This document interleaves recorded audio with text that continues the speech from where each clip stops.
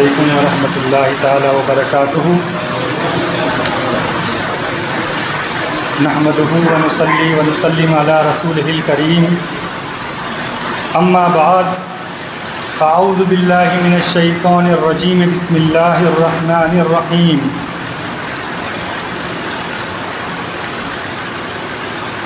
قل لا اسألکم علیہ اجرا الا المودۃ فی القربى۔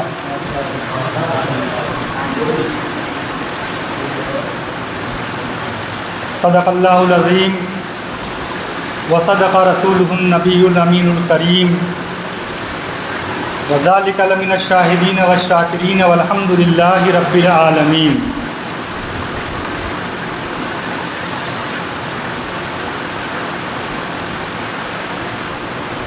حضرات، یہ ہمارے اور آپ کے لیے بہت ہی سعادت مندی کی بات ہے کہ اللہ رب العالمین کی توفیق سے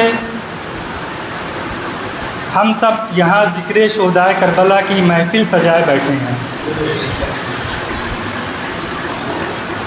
اور اس محفل سے کچھ نہ کچھ سیکھنے کا جذبہ بھی ہمارے اور آپ کے اندر موجود ہے۔ یہ 10 روزہ پروگرام سیکھ کر کے ہم اپنی زندگی کو سنوار سکتے ہیں، اپنے آنے والے وقت کو کس طرح سے گزارنا ہے ہم اسے اہل بیت سے سیکھیں، سمجھیں اور جانیں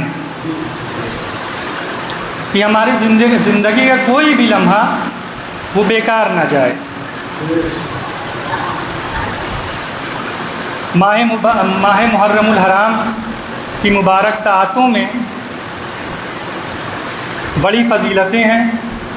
بڑی برکتیں ہیں اور بڑی نعمتیں ہیں۔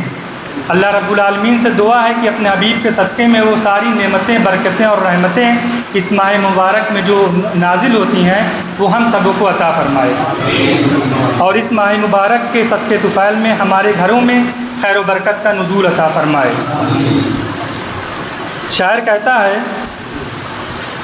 باغ جنت کے ہیں مدح خوان اہل بیت، باغ جنت کے ہیں بہرے مدح خوان اہل بیت، تم کو مژدہ نار کا اے دشمنان اہل بیت، تم کو مژدہ نار کا اے دشمنان اہل بیت، کس زباں سے ہو بیان اے عز و شان اہل بیت، کس زباں سے ہو بیان عز و شان و اہل بیت، مدح گوئے مصطفیٰ ہیں مدح خوان اہل بیت، مدح گوئے مصطفیٰ ہیں مدح خوان اہل بیت، اور ان کی پاکی کا خدائے پاک کرتا ہے بیان، ان کی پاکی کا خدائے پاک کرتا ہے بیان، آیہ تطہیر سے ظاہر ہے شان اہل بیت، آیہ تطہیر سے ظاہر ہے شان اہل بیت۔ اور دوسرے مقام پر حضرت نیاز بن نیاز رحمۃ اللہ علیہ فرماتے ہیں، اور ان کے ایک شعر پر ایک تضمین لکھی ہے، روشن حسین سے ہے چراغان اولیاء، روشن حسین سے ہے چراغان اولیاء، سرسبز ہے انہی سے گلستان اولیاء، سرسبز ہے انہی سے گلستان اولیاء، منظور دیکھنی ہو اگر شان اولیاء، منظور دیکھنی ہو اگر شان اولیاء، اے دل بگیر دامن سلطان اولیاء، یعنی حسین ابن علی جان اولیاء، یعنی حسین ابن علی جان اولیاء۔ حضرات گرامی، شمع رسالت کے پروانوں، آئیے سب سے پہلے ہم اور آپ آقائے نامدار، مدینہ کے تاجدار، احمد مجتبیٰ محمد مصطفیٰ صلی اللہ تعالیٰ علیہ وسلم کی بارگاہ عالی میں ہدیہ درود کا نذرانہ پیش کر لیں۔ اللہم صلی علی سیدنا و شفینا حبیبنا مولانا محمد مبارک وسلم، صلو علیہ صلاۃ و سلام علیک یا رسول اللہ صلی اللہ تعالیٰ علیہ وسلم۔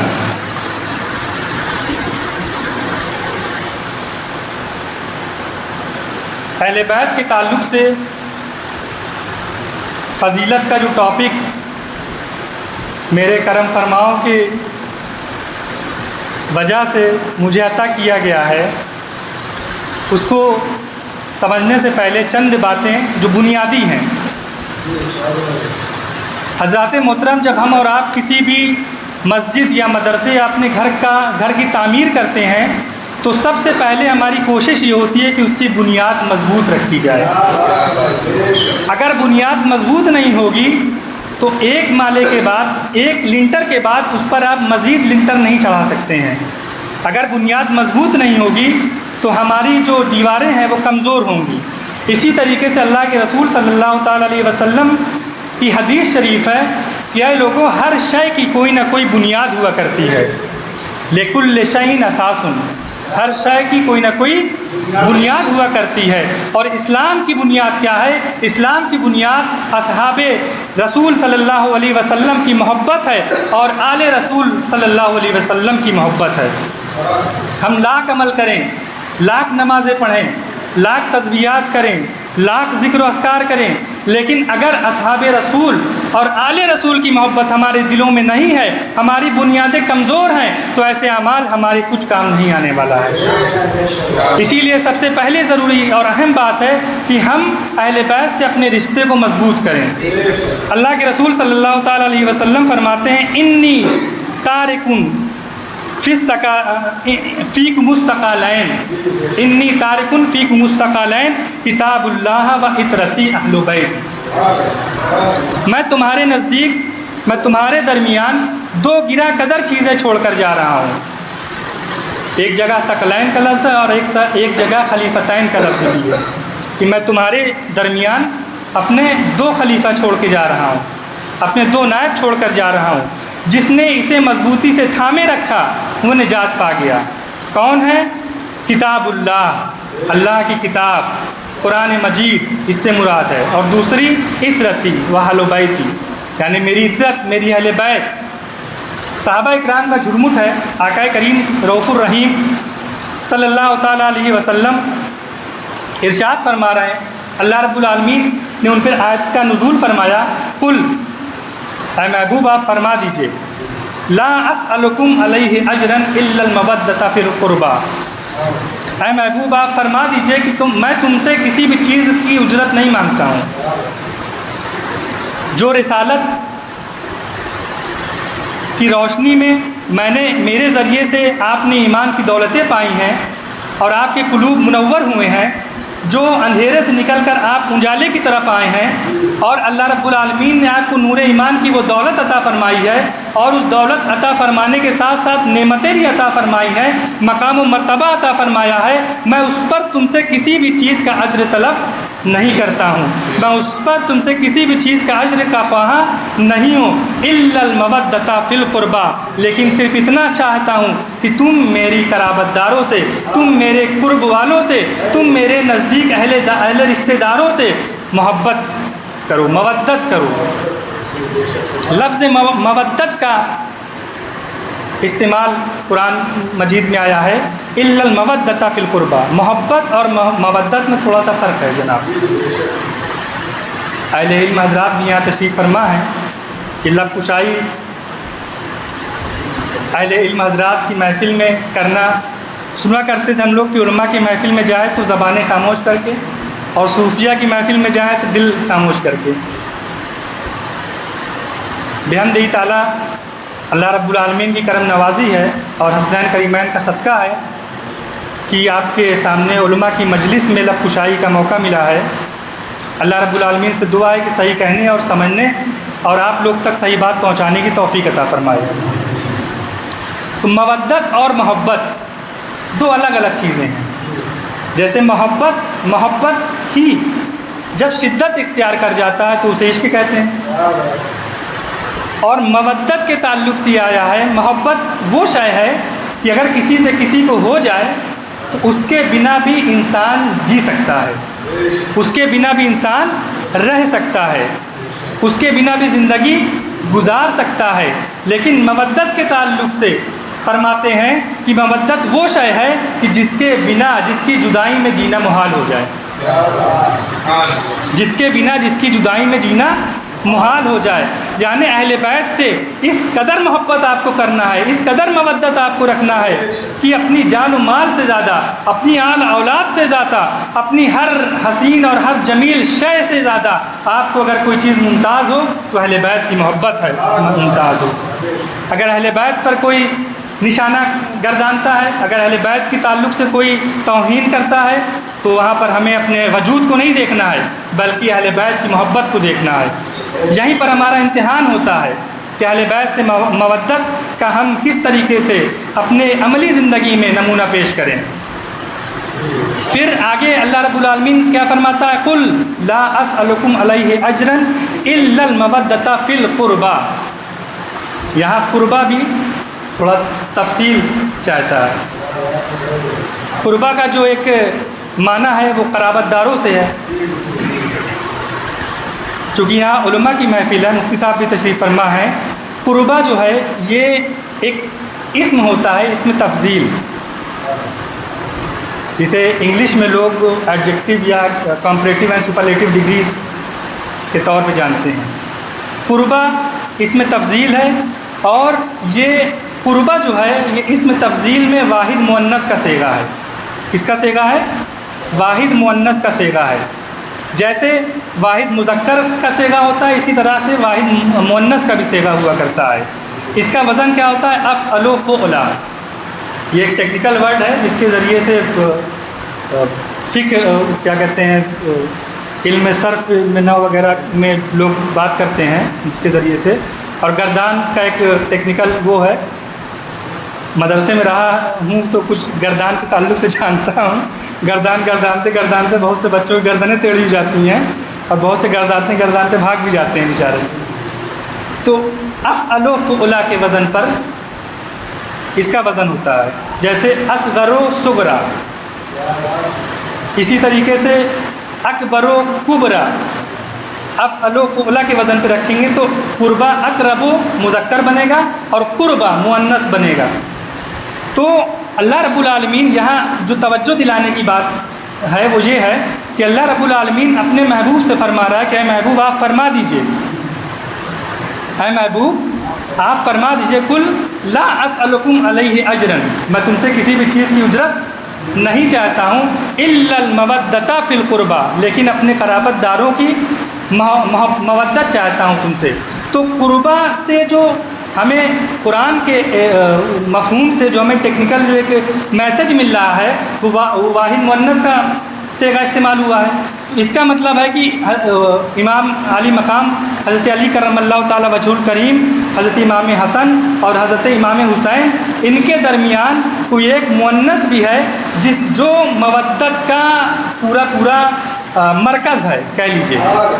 مودت کا پورا مرکز ہے، اور وہ ذات کوئی اور نہیں ہے بلکہ شہزادی رسول، جگر گوشہ بطول، خاتون جنت بی بی فاطمہ زہرا رضی اللہ تعالیٰ عنہ کی وہ ذات پاک ہے کہ اللہ رب العالمین نے اس آیت میں اس طرف اشارہ کیا ہے کہ خاتون جنت بی بی فاطمہ زہرا طیبہ طاہرہ رضی اللہ تعالیٰ عنہ سے ٹوٹ کر محبت کی جائے، اس حد تک مودت کی جائے کہ اپنا وجود باقی نہ رہے، آپ سب کچھ قربان کر دیجئے اہل بیت کی محبت میں۔ اب سوال یہ اٹھتا ہے کہ اللہ کے رسول صلی اللہ تعالیٰ علیہ وسلم صحابہ اکرام کے جھرمٹ میں تشریف فرما ہے، آقا کریم علیہ الصلوۃ والسلام نے جب یہ آیت کریمہ تلاوت فرمائی تو صحابہ اکرام نے پوچھا یا رسول اللہ آپ کی قرابت کون ہے، آپ کے قرب والے کون ہیں؟ تو آقا کریم علیہ الصلوۃ والسلام نے فرمایا کہ میری بیٹی فاطمہ زہرا، حضرت علی کرم اللہ تعالیٰ وجہ الکریم ہیں اور حسنین کریمین ہیں، یہ میری قرابت والے ہیں۔ ادھر آیت میں صیغے کے اعتبار سے، قربہ لفظ کے اعتبار سے اطلاق بی بی فاطمہ زہرا پہ ہو رہا ہے۔ یہاں بات یہی سمجھ میں آتی ہے کہ چونکہ بی بی فاطمہ زہرا یہ مودت کی مرکز ہیں، اب ان سے جس کو نسبت ہوگی مودت میں وہ داخل ہوتا چلا جائے گا۔ نسبت کے اعتبار سے چونکہ ہم لوگ نسبت کا احترام کرنے والے لوگ ہیں اور نسبت سے شے ممتاز ہوا کرتی ہے، تو اللہ رب العالمین نے جو اس آیت میں ہمیں اشارہ دیا ہے وہ یہی سمجھ میں آتا ہے کہ اللہ رب العالمین یہ فرما رہا ہے کہ اے لوگوں، فاطمہ زہرا سے جن چیزوں کی نسبت ہے وہ چیزیں میری محبوب کی قرابت دار ہے، ان چیزوں سے محبت کرنا، ان چیزوں سے مودت کرنا اور ان لوگوں سے پیار کرنا یہ ایمان کا تقاضا ہے، یہ ہماری اور آپ کی ایمان کی ایک روشنی ہے، ایک ضیاء ہے جسے ہمیں اور آپ کو حاصل کرنا ہے۔ ایک مقام پر اللہ کے رسول صلی اللہ تعالیٰ علیہ وسلم فرماتے ہیں دیکھیے عبادت میں کلام میں سب سے عظیم کلام وہ اللہ کا قرآن ہے، اللہ کا کلام ہے، اور اس کے تعلق سے یہ بھی آتا ہے ذالک الکتاب لا ریب فیہ، یہ وہ کتاب ہے جس میں کوئی شک نہیں ہے۔ اب جب اس کتاب میں رسول اللہ کے قرابت داروں کا تذکرہ آ گیا، اس سے بڑی فضیلت اور کیا بیان کی جا سکتی ہے کہ جب قرآن خود اہل بیت کا ذکر کر رہا ہے، اہل بیت سے مودت کا ذکر کر رہا ہے، اہل بیت سے محبت کا ذکر کر رہا ہے، ان کی تعظیم و تکریم کا ذکر کر رہا ہے، تو اس سے بڑی فضیلتیں اور ان کے حق میں کیا ہو سکتی ہیں۔ اور دوسری افضل العبادت جو ہے وہ نماز ہے۔ قرآن کے بعد افضل العبادت کیا ہے؟ نماز ہے۔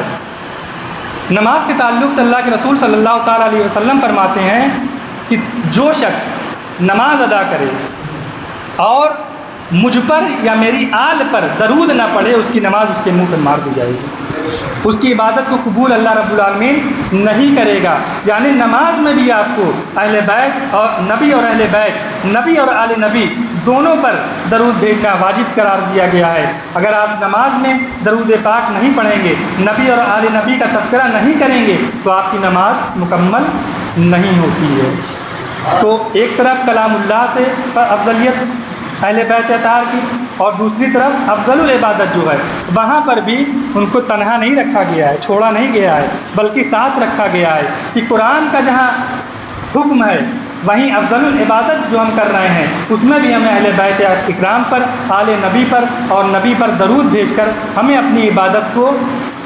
اللہ رب العالمین کی بارگاہ میں اقرب بنانا ہے، قرب والی بنانا ہے۔ پھر آگے اللہ کے رسول صلی اللہ تعالیٰ علیہ وسلم ارشاد فرماتے ہیں،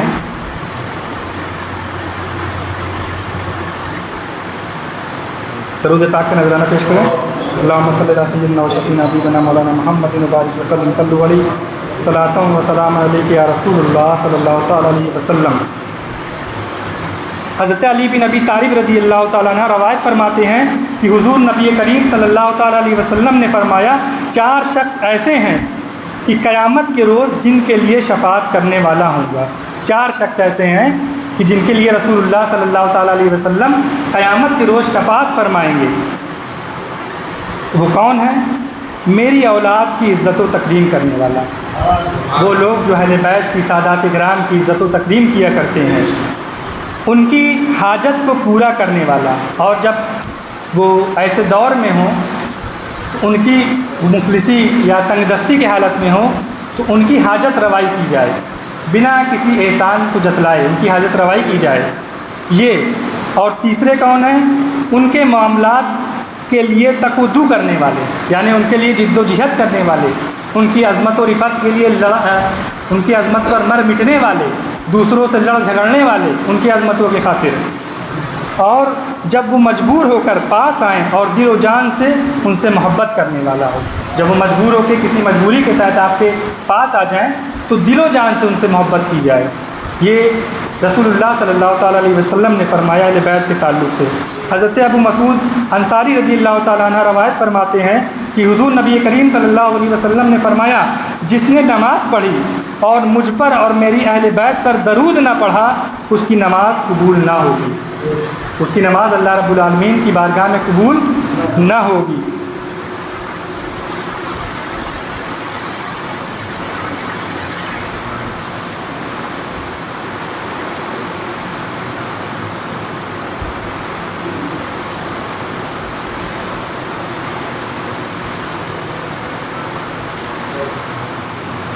تو حضرات گرامی، اہل بیت کے تعلق سے قرآن کی جو آیت میں نے پیش کیا اور حدیث رسول کو جو بنیادی